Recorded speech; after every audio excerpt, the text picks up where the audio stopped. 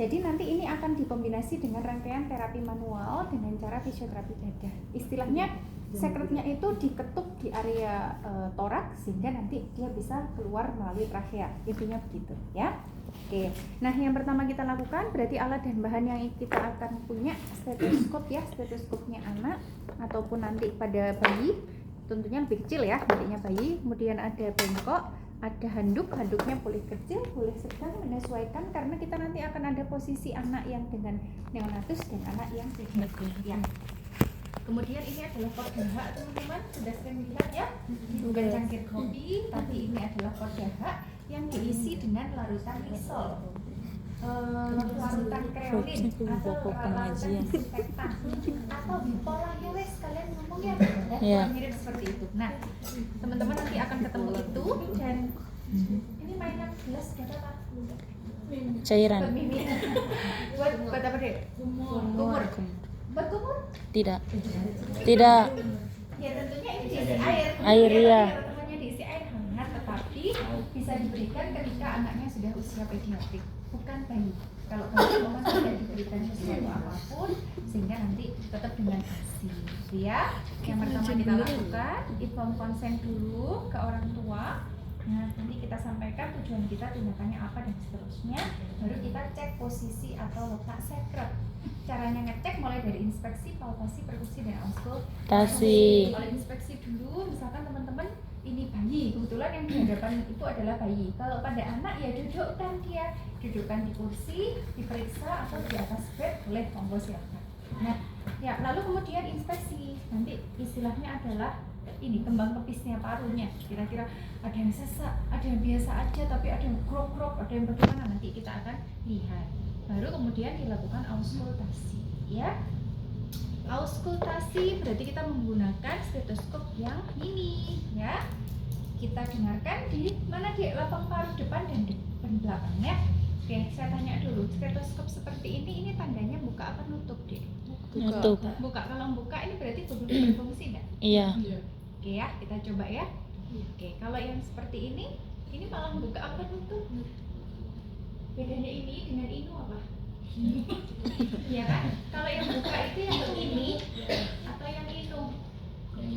Ini buka. Justru itu buka. Nanti teman-teman biasanya kalau ujian OSC, stetoskopnya bisa terpakai. Ya. Pengujiannya nggak usah ngetuk ini. Sebenarnya saya dengan lihat ini aja ketahuan kalian tuh bisa mendengarkan beneran atau enggak. Karena biasanya teman-teman ketika pokoknya dipakai aja, bisa dipakai, sudah Bu, sudah on. Padahal di sini masih dalam keadaan yang saya bisa lihat kamu bohong atau enggak, gitu ya. Sebenarnya bisa terlihat dari situ.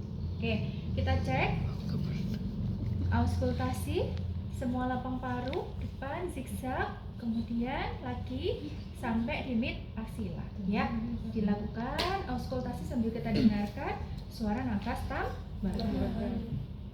Bu, ternyata suara nafas tambahannya ini berupa grog-grog, bener nih, kayak mirip seperti yang ditampakkan adiknya pada saat yang kita dengar.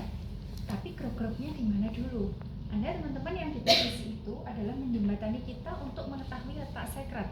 Jadi begini Dek, kalau kita bayangkan gampangannya adalah paru itu kan ada satu lobus, itu ada depan, ada belakang ya. Nanti kita sebenarnya mau auskultasi di belakang pun boleh. Siapa tahu ternyata di belakang juga bagiannya lebih terdengar keras gitu ya. Nah, nanti kalian kalau menghafalkan, ingat aja ada depan, ada belakang. Adiknya aneh ya? Ya. Kalau depan namanya apa? Bahasanya apa? Anterior apa posterior?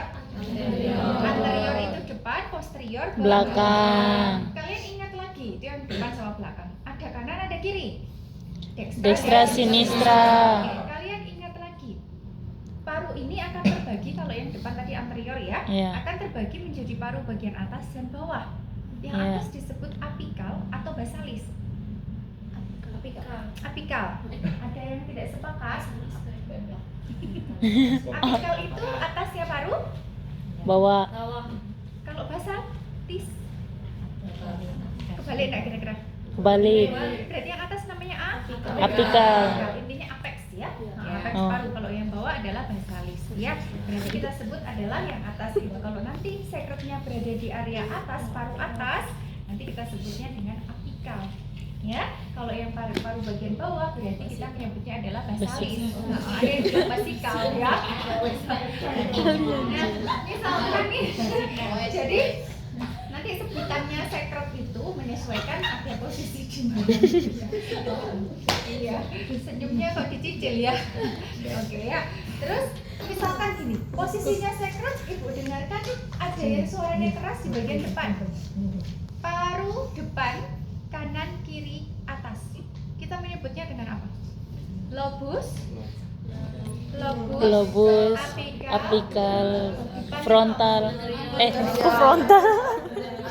Anterior, dextra, sinistra. Saya ulang lagi. Kalau Kok belum frontal ya? dari depan paru bagian kanan dan kiri atas kita menyebutnya adalah lobus apikal anterior dextra dan sinistra. Jadi lihat dulu lobus apa dulu nih, kalian sambung ya. Lobus apa, depan atau belakang, kanan atau kiri. Saya coba lagi ya. Kalau misalkan adanya ternyata sekretnya lebih terdengar jelas itu hampir di bagian bawah Bu, depan paru kanan saja. Basal, lobus, Lobus basalis anterior, dextra. Sekarang kebalikannya, misalkan posisi sekretnya ini ada di bagian basal, ini apa? Bawah ya? Guys, tak kasih clue. Di bagian bawah belakang kiri. Anterior, basal. Kok anterior, posterior, basal. Ya, lobus basalis posterior salah satu sisi saja. Kalau misalkan satu lagi posisi Mas sekretnya ngantuk ada di nih. belakang paru kanan kiri atas. Hah? Belakang paru kanan kiri atas. Sampai di lobus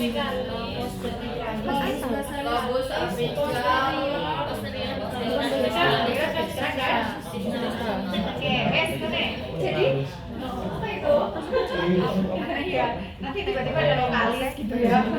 Ya, posterior kalau katakan posterior. Ya. Jadi Sehingga nanti lobus tadi apa? Lobus apikalis. Kalau itu letak sekretnya misalkan di bagian depan, intinya adalah berbalikan deh posisinya adik.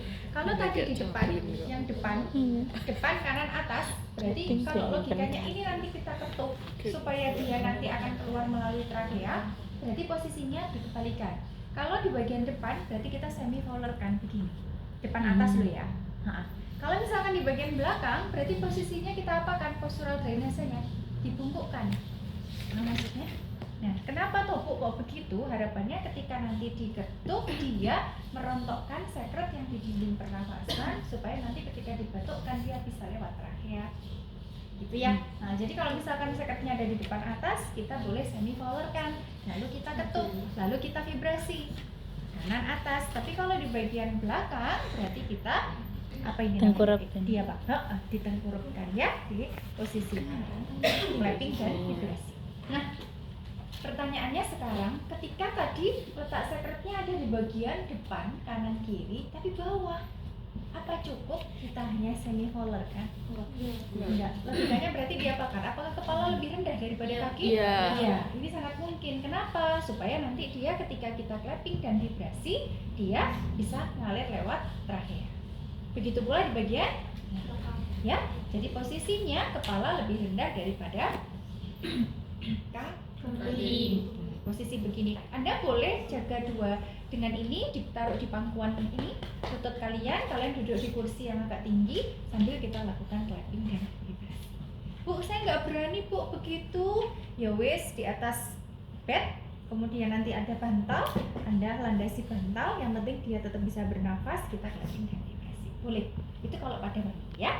Nah sekarang bagaimana ketika letak sekret ada di samping? Samping itu namanya apa?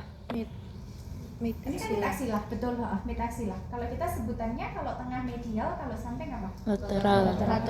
Nah, berarti kalau misalkan posisi sekret ada di samping, ini ada yang namanya lateral kanan, lateral kiri. Ada lateral kanan yang bagian atas atau upper, ada yang lower. Jadi nanti kalau di sebelah ini kanan ya, kalau saya nanti posisikan, apakah ke kanan juga miringnya? Enggak. Kebalikannya ke sebelah kiri. Apakah dia rata begini atau kepala lebih rendah atau Kepala lebih rendah. Dulu letaknya dia di upper apa di lower? Kalau dia di upper berarti dengan posisi begini cukup. Kalau dia lower posisinya sambil miring dengan agak ditundukkan ke tangannya ya. Begitu pula di bagian yang samping kiri. Nah, bagaimana ketika letak sekret itu nyumpil terdengarnya hanya di salah satu paru di bagian belakang, entah kanan entah kiri. Kita akan posisikan apa ini? Salah satu. Kalau tadi kan begini ya, terus diapakan Bu kalau hanya terdengar di salah satu ini pojokan lagi, kan tergerok-gerok di sebelah sini nih. Diapakan deh? Gini. Iya, di kepala lebih rendah daripada kaki. Hampir agak sedikit dimiringkan condong berlawanan dengan letak sekret. Bu kok kayak gitu posisinya? Ya mau nggak mau karena ini adalah posisi postural dari nasa. Cuman harus ada rasionalisasi, tidak sekedar terus pokoknya tak posisikan, tidak bisa. Karena nanti kalaupun diposisikan sebagaimana mestinya yang tidak sesuai dengan posisi sekret yang seharusnya, maka tidak akan bisa membawakan sekret dengan maksimal. Oke ya, sudah tahu ya teman-teman ya? Ada pertanyaan dulu nggak dari sebutan sekret? Bu, nanti kalau OC gimana Bu? Ya, sekretnya mungkin akan kita sebutkan saja letaknya, Anda posisinya akan menentukan di mana dan melakukan klarifikasi. Ya? Namun, saya lakukan lanjutannya ya. Nah, posisi letak sekret wes yang gampang aja Bu. Saya contohkan pertama adalah di bagian depan, kanan, kiri, atas. Posisinya adik bagaimana? Apakah benar jika saya semicolor kan? Benar. Benar? Enggak. Ada yang tidak? Ada yang enggak? Oh iya, atas benar. Depan, Atas, kanan, oh, kiri, benar. atas. Saya akan posisikan bagaimana? Benar. Semicolor ya? Ya. Oke, semicolor. Nah, kita persiapan dan yang lain sebagainya. Sebenarnya ini kalau ada hand school kita harus pakai karena kita akan berkutat dengan cairan yang keluar dari tubuhnya pasien, ya kan? Yes, kemudian Bu, kalau misalkan bajunya agak kita buka, berarti kita berikan handuk kecil. Iya. Kemudian kita tadi pastikan lagi auskultasi dan yang lainnya sudah kita lakukan, baru kita lakukan yang namanya clapping dan vibrasi. Ingat teman-teman, ini kita ngomong di area paru, bukan perut yang kalian ini ya, ketuk ya. Nah ini Bu, kecilnya minta ampun cuma segini. Ya kalian tangannya nggak usah penuh ya. Posisikan kuncup begini seperti mangkok, baru lakukan clapping. Clapping itu mengetuk. Berarti dilakukan clapping begini. Di antara garis imajiner tengah ini. Tengahnya apa ini, Dek? Tengahnya paru ya. Anda kalau mengetuk menyesuaikan saja, kalau ini bayi berarti ya kekuatannya diatur, tidak sampai betul. Ya. Dari posisi seperti ini, lihat bayinya. Kalau dia ekspirasi, baru kita ketuk. Kalau dia tidak ekspirasi, kira-kira boleh nggak kita ketuk? Nggak. Kalau dia ekspirasi itu kan mengeluarkan. Baru kita akan ketuk. Tapi kalau dia sedang tarik nafas, jangan kamu ketuk. Dia nanti akan aspirasi, ya.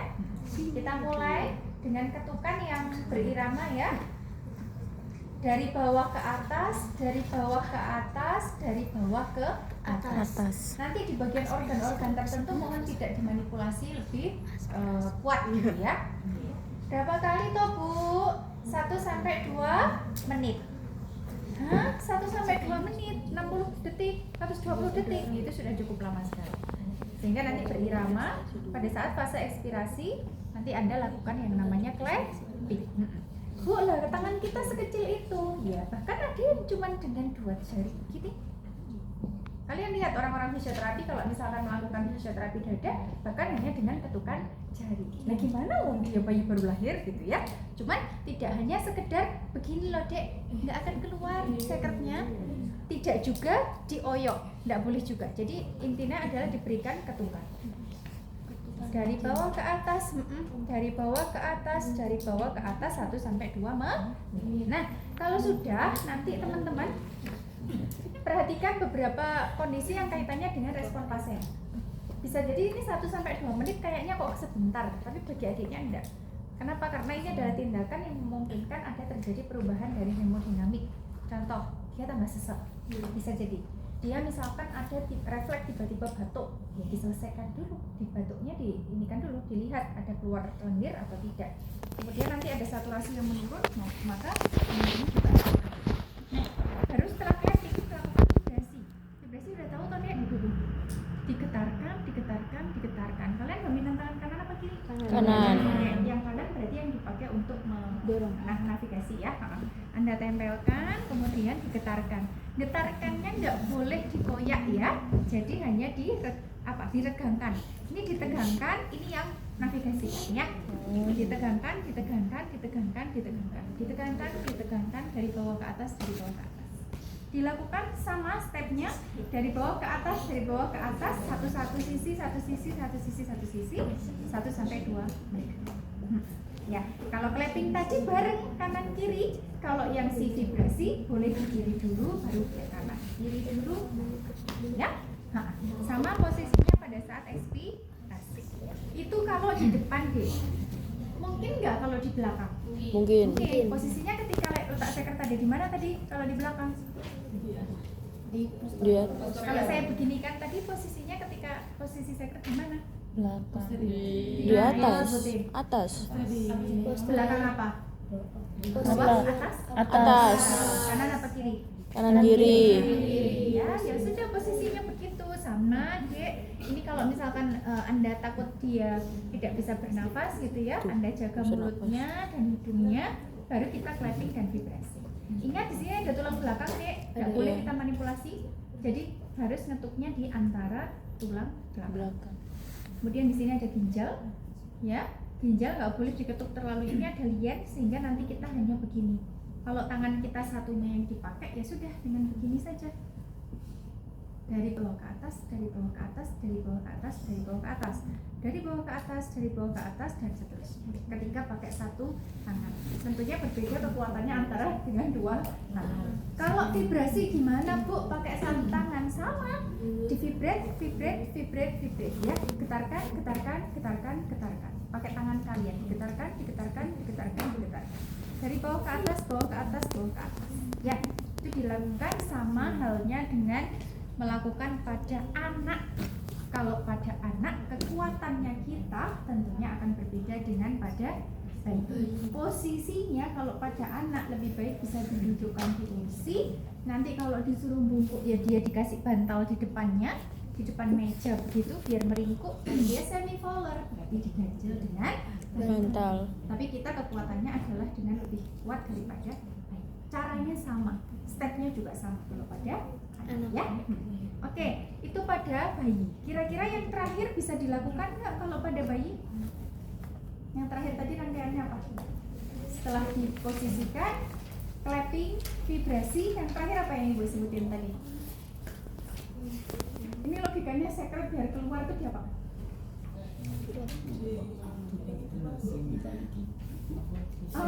Balik apa? Tadi dia kayaknya mau ngomong kayak bener kalau dari isyaratnya kayaknya bener. No, bukan sebelum nebul. Saya tadi bilang sebelum nebul. Diajari apa? Batuk. Batuk efektif. Diajari batuk efektif. Baru kalau nggak bisa nebul. Kalau nggak bisa lagi. Ya, kan jadi ada urutannya masing-masing. Nah, kalau pada bayi gimana ngajari batuk efektif? Dek, ayo tarik nafas. Bisa. Maksudnya Jadi kalau pada bayi nanti coba setelah dilakukan clapping vibrasi, observasi. Apakah sekret keluar lewat mulut? Enggak. Bisa. Kok tiba-tiba enggak ya? Enggak. Bu, kalau sekret nggak bisa keluar, ya jangan dipaksa. Bisa jadi ini dilakukan berkali-kali, tidak langsung ketika dilakukan sekret langsung keluar. Oke, auskultasi ulang deh. Suaranya masih tetap enggak ya? Dilakukan auskultasi. Oke, seperti tadi. Pada saat dia terdengar, kok sama ya Bu ya? Masih sama seperti tadi. Oke, nanti dilakukan lagi nggak apa-apa deh. Nanti diposisikan sampai di bagian akhir. Kok tetap Bu, nggak bisa keluar Bu sekretnya. Oke. Nanti sampaikan kepada ibunya. Kalau misalkan nanti pada posisi tertentu, bisa jadi sekretnya adalah keluar melalui feses dalam bentuk lendir. Pada saat dia tidak diare ya, beda ya, lendir yang keluar pada saat dengan diare dengan yang kemungkinan nanti dia akan keluar melalui feses itu adalah sekretnya. Ya, Kalau misalkan tetap tidak keluar, berarti nanti Pakai dilakukan saltum lagi aja sih. dengan rangkaian yang sama. Ya, oke. Itu kalau pada bayi nggak mungkin melakukan batu efektif Kalau aku dengan bermutar, dilakukannya kayak vertigo.